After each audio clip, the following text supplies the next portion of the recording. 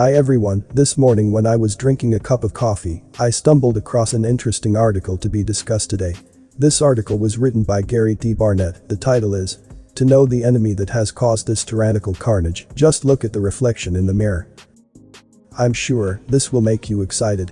Without further ado, let's get started.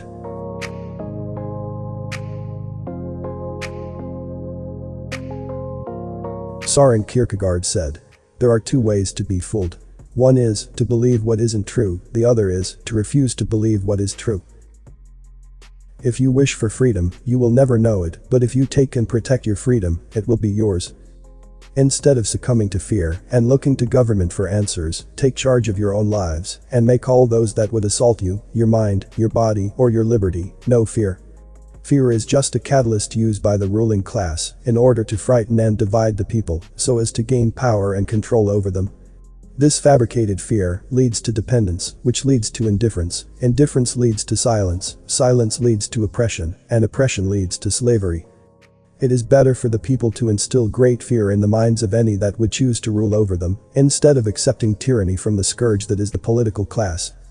All of this boils down to the fact that the citizens themselves are entirely to blame for their current lot in life.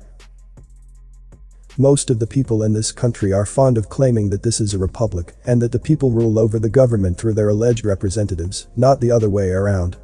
The irony is that this belief is ridiculous while also being partially true because the people are their own worst enemy. They have voluntarily allowed others to rule over them, and they believe that by voting for their own masters, that they have some control over the process and the policies created therein. This thinking of course is lunacy, but it is the prevalent attitude of the masses. This asinine notion has been instilled in them since birth, and the bulk of society still believes that they are free. The people could be fully in charge and that they have the power to accept or deny rule, but in the case of the majority of people in the United States, they have accepted state domination instead of self-rule. In order to reverse the situation, all that is necessary is, for the public at large, to remove all consent from any claiming authority. The solution seems simple enough, but the problem lies in how to achieve it, given the weakness, cowardice, and gullibility of the herd. In order to regain the upper hand in any quest for freedom, all that is necessary is for a fairly large number of people to disobey any government order and to deny any support whatsoever for the political class.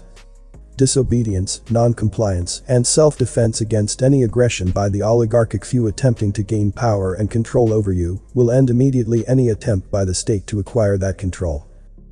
So why is this population so seemingly consumed with an attitude of acquiescence? This society continues to wallow in self-pity and such irrational timidity as to allow for its own servitude at the hands of tyrants when simple rebellion would save the day. Before I continue the video, please give a like if you've learned something. And don't forget to subscribe and also click the notification bell too so you won't miss any update. And watch to the end to avoid misunderstanding. Thank you.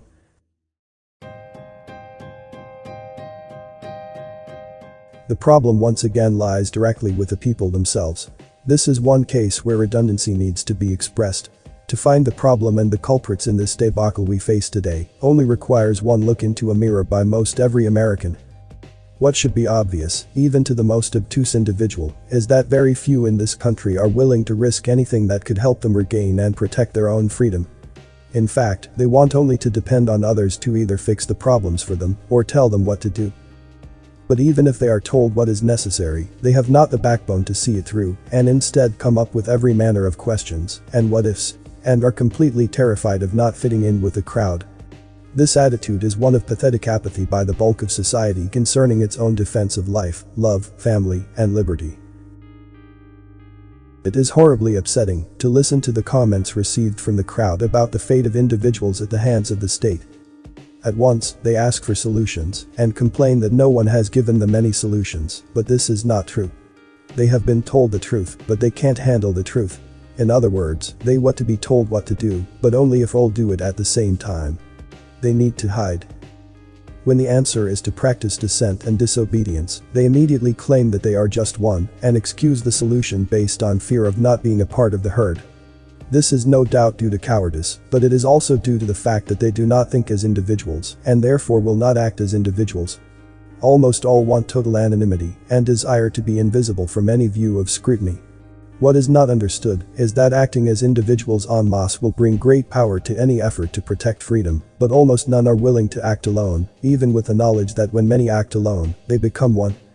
None can give them a solution to this madness, because the American population is not willing to take any individual risk for the sake of their own protection, or that of their family, their neighbors, or even their own liberty. Until this attitude changes, we are all doomed to a tyrannical existence based on the collective stupidity and disinterest of the majority. What is going on today is a psychological experiment by governing forces, meant to accomplish a global takeover, referred to often as the Great Reset. This experiment, in order to be successful, requires that the masses acquiesce to those in power, follow orders, and obey all rules mandated by the state. Once this mindset is in place, as is the case now, regulation of every aspect of life becomes evident.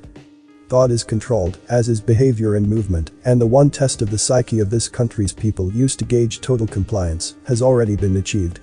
Allowance has replaced all freedom, confusion has replaced clarity, and sacrifice by all is expected.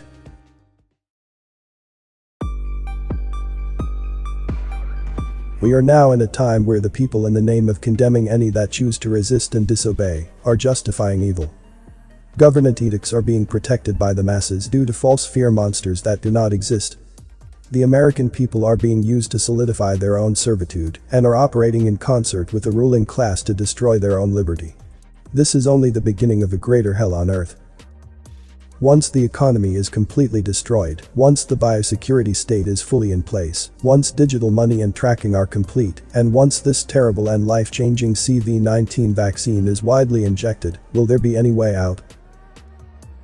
Arguments will continue, and blame will be spread wide, but in the end, as Pogo so eloquently put it, we have met the enemy, and he is us. Collectivism and collective thinking are the ruination of man, and can only lead to communal self-destruction.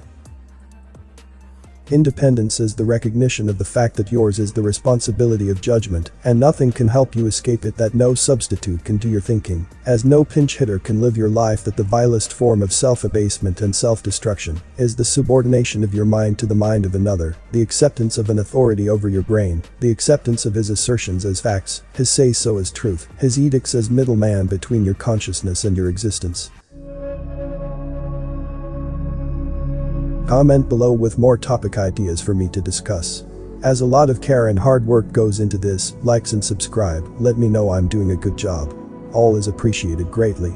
You may not agree with everything from the content I post. Apply critical thinking and use discernment to come to your own conclusions regarding the content. Thanks for watching this video. This Everything Inside Me channel, see you on the next video. Stay safe and healthy.